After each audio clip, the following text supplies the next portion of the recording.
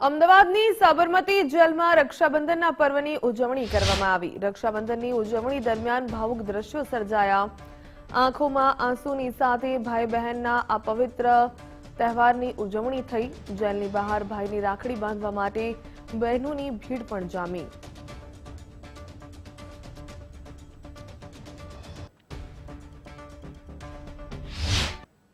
પરિસ્થિતિઓનો સામનો તો કરવો જ પડે।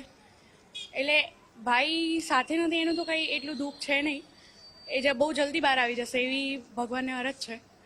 બસ આજના દિવસે એને એ જ આશીર્વાદ આપું કે એ નિર્દોષ અંદર ગયો છે અને એ જ નિર્દોષ થઈને બહાર આવે।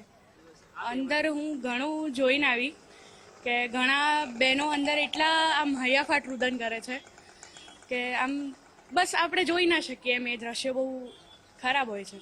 ભગવાન આવું કોઈની સાથે ના કરે અને દરેકને સદબુદ્ધિ આપે। દેશભરમાં આજે રક્ષાબંધનના પર્વની ઉજવણી થઈ રહી છે। ત્યારે અમદાવાદ સાબરમતી સેન્ટ્રલ જેલ ખાતે પણ રક્ષાબંધનના તહેવારની ઉજવણી કરવામાં આવી રહી છે। આપ જોઈ રહ્યા છો કે બહેનો પોતાનો ભાઈ કે જે સાબરમતી જેલમાં બંધ છે એમને રાખડી બાંધવા આવી છે। ત્યારે કંઈક આ પ્રકારના ભાવનાત્મક તસવીર, ભાવનાત્મક વાતાવરણ સર્જાતું જોવા મળી રહ્યું છે।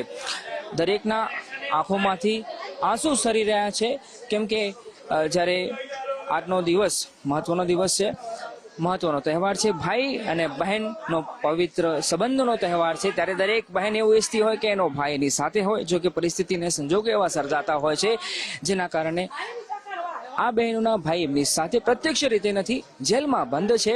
ત્યારે આજના દિવસે જ્યારે જેલમાં બંધ ભાઈને એમની બહેનો રાખડી બાંધવા આવી રહી છે, ત્યારે માત્ર ભાઈ બહેનની આંખોમાંથી આંસુ નથી નીકળતા।